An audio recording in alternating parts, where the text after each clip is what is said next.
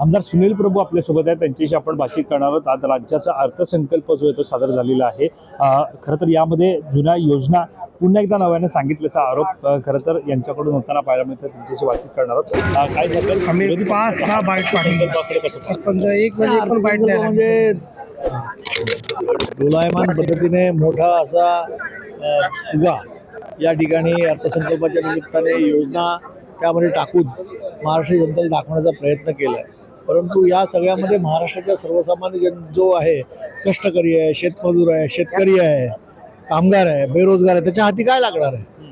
जर आपण बघितलं तर काहीच लागणार नाही। त्यामुळे केवळ ठेकेदारांना यामध्ये काम मिळेल, मोठ्या प्रमाणामध्ये त्यांच्या या कामामुळे त्यांच्याकडे पैसे उपलब्ध होतील आणि सर्वसामान्य माणूस जो आहे जसे त्या स्थितीत आहे, शेतकऱ्यांना कर्जमाफी कंडिशनल केलेली आहे, सरसकट कर्जमाफी द्या अशी आमची मागणी होती, ती देखील आपण केलेली नाही।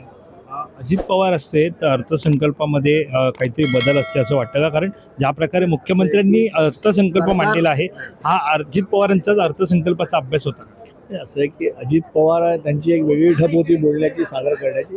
शेवटी सरकार एक पॉलिसी ठरवते, सरकार कोणाचं असलं तरी अर्थमंत्री त्या पॉलिसीप्रमाणे आपला अर्थसंकल्प मांडत असतो।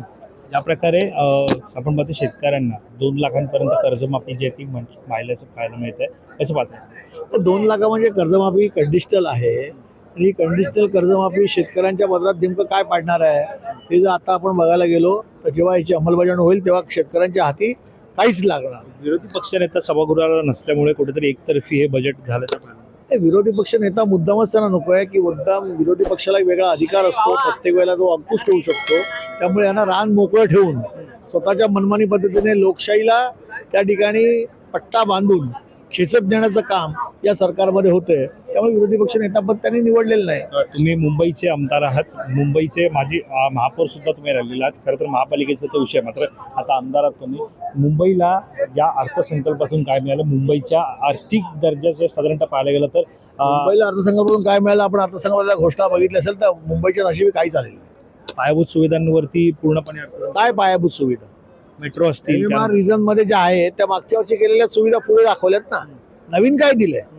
नवीन काहीच नाही। मला सांगा, मराठी भाषेचा अभिमान बाळगणारे सरकार मराठी भवन बांधलं गेलं, त्यासाठी तरतूद करण्यात आली। मराठी भवनची तरतूद असताना देखील ती रद्द करून तिथे मराठी भवन बांधण्याबाबतचा त्यांनी विचारच रद्द केला। का नाही केलं मराठी भवन? बिहार भवन एकीकडे उभं केलं। हेच तर हे सरकारचं जे काय आहे ते लक्षण असं आहे की नाव मोठं आणि लक्षण खोटं। मराठी भवन बांधण्याबाबतचे आराखडे तयार असून देखील तुम्ही मराठी भवन बांधू शकला नाही, हे दुर्दैव आहे। तर आपण पाहतो एकंदरीत अर्थसंकल्प कशा प्रकारे मांडण्यात आलेला आहे त्यावरती सुनील प्रभू यांनी आपलं मत जे आपल्याशी बातचीत करताना व्यक्त केलं। Camera person Ajay Patil, Mumbai.